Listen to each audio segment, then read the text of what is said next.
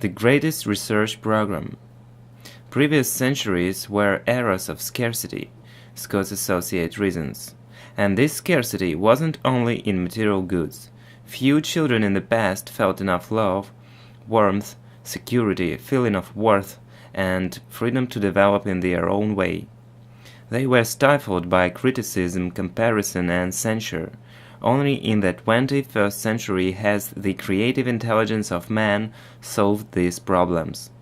At last children appear to have their needs met, but each decade shows that further improvements is possible. One of the most continuous needs of a child is that of a feeling of security, of human closeness, and of rapport with a friendly world. Scott watches a group of young infants in the cybernetic cribs as his companion leads him through the nursery. The most intensive research program in human history was launched to give effective solutions to the enormous problems in designing cybernetic environments for young children that were superior in all respects to the traditional family at home. How can a soothing cybernetic voice establish rapport with an infant? How can a three-dimensional teletactile arm that is felt by an infant in his crib be activated to give even more security and feeling of constancy than a mother's arm of the previous century?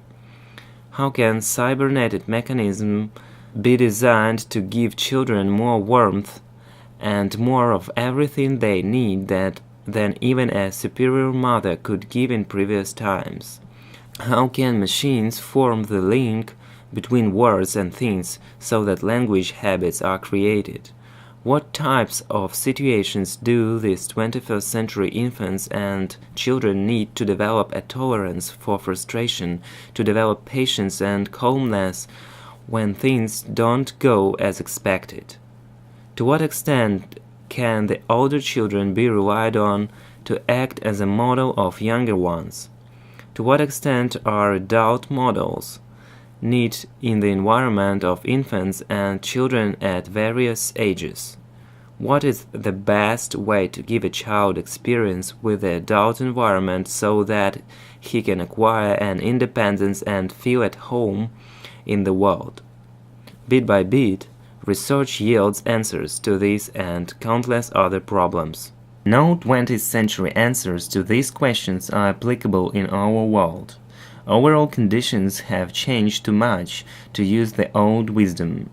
For the first time in the history of man, creative scientific intelligence is applied to the problems of giving children the maximum of everything they need to develop satisfying, purposeful lives. It took decades to arrive at the preliminary patterns of the cybernetic nursery. But perhaps even greater change awaits us in the future, for the nurturing of the young is the foundation of every civilization.